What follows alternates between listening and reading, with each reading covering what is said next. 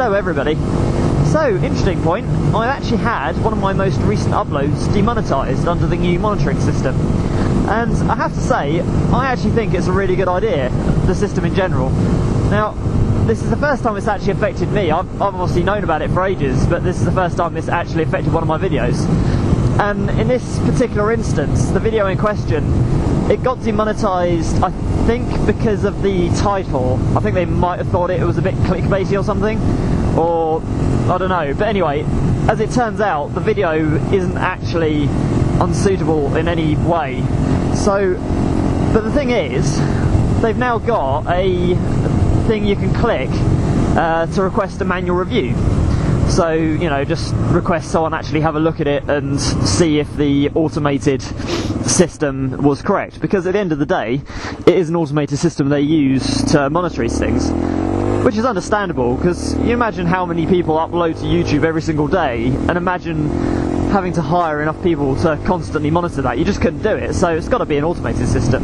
But anyway, so I obviously clicked for a manual review, and to my astonishment, it only actually took about a day for them to review the video, and they have now changed its status to completely green, so you know, it's fully monetized again. Now, obviously, I'm not saying that that's going to be the case every time. You know, if you request a review, someone's got to review it, which means someone's got to have the time, so, you know, it could take several days or even a couple of weeks. But the fact that option's there, and the fact that they do at least try their best to, you know, look at the videos and see if it's right or not, is a really good thing. Because, you know, I know a few people have had a bit of a moan about this system, but I definitely think it's, as I said before, a good thing and something we definitely need in place, because you've got to remember that just as we make money out of advertisement on YouTube, YouTube makes money out of advertisement as well. That's how they make their money and how they keep going. So if they're not able to advertise on certain videos, because advertisers, you know, there was that thing a little while back where several big advertisers basically just, or several big companies that advertise through YouTube, basically just turned around and said, well, we don't want to put our adverts on YouTube because we keep getting them put on, you know, extremist videos or, you know, videos of a bad nature. And that's understandable. You know, they're not going to want to advertise their goods on something like that. So, you know, this system has to be in place. But another area where it's affecting people is a couple of guys who swear a lot on their channels. Now, I'm no angel, I do swear on the odd occasion, but again, I can kind of understand why they want to do this, because you've got to remember that YouTube, pretty much anyone can click on your videos. There's no age restrictions or anything like that, like you'd get with you know, movies, or obviously TV has the watershed, so, you know, they only have certain types of programs after a certain time. You don't get that with YouTube. Anyone can just click on any video. And so, yeah, you can understand why they want to make it a bit more family friendly, but at the same time, it goes back to the advertisers, because advertisers love children. Not just because they can advertise toys and things like that, but also because one of the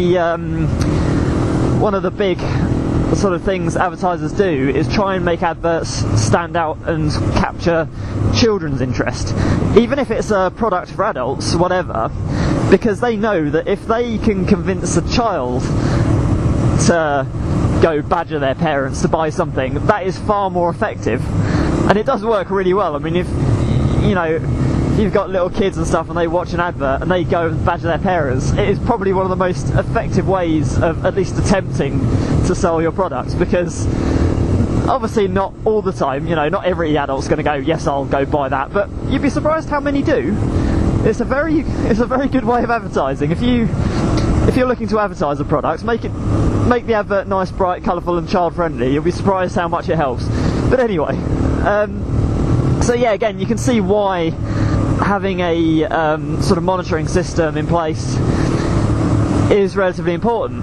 I think moving forward into the future though, because I know there are some guys out there where their channel is more adultly themed, and that's fair enough, because, you know, we don't all make content that appeals to children. I mean, you know, my motovlogs and stuff, probably be quite boring to children. I imagine they're probably quite boring to some adults, but you know, not everything we do on this is child orientated anyway. So I think moving forward, having a system in place similar to the age restrictions on films maybe wouldn't be a bad idea. Like perhaps at the beginning of videos it could say the kind of audience that it's appropriate for, like, you know, same system, PG, 12, 18, whatever. I mean, it wouldn't stop people from watching it in the same way that you can't stop small children from getting hold of DVDs that are meant for, you know, adults, but it would at least give people a guide as to whether or not that particular video is appropriate for the audience that's watching. And then of course it's down to the individual and their you know, and their beliefs and thoughts as to whether they then allow themselves or allow their children to carry on watching that video. I think that, you know, that wouldn't be too bad an idea, because then at least it would allow us to continue making this kind of content without upsetting people. And of course, if you've got got a video that's rated 18 or whatever, then obviously you'd be able to swear in it and stuff like that.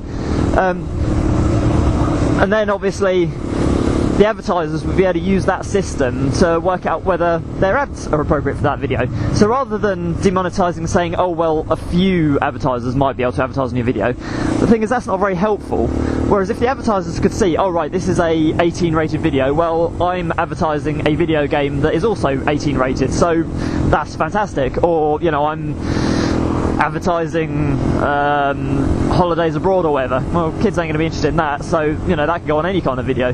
So a system like that, you know, like I say, it's worked with everything else. Worked with videotapes, DVDs, bloody, you know, TV, everything else. So I think moving forward that would be quite good to see something like that come into place.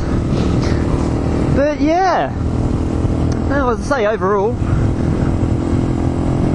I think, because it's about time. I mean, YouTube, it's been going long enough now and it's popular enough now that, you know, they should really have been thinking about this kind of thing a little while back anyway. I'm pretty sure they were, but, you know, I imagine it was quite difficult to think up a system that would be able to monitor such a large amount of content. So I imagine it's taken this long just purely because of the you know, the effort that's had to go into it, because it is basically AI that's monitoring the system, and then they still had to have a few people employed to actually occasionally look at things. So, you know, fair play. But yeah, there we go. So as always, guys, if you did enjoy this video, please do give it a like. If you've got any comments, do please chuck them in the comments section below, and if you haven't already, please do subscribe to the channel. Plenty of other videos to go have a look at, reviews, that kind of thing. Go check those out. And for now, thank you so much for watching. Catch you guys again soon.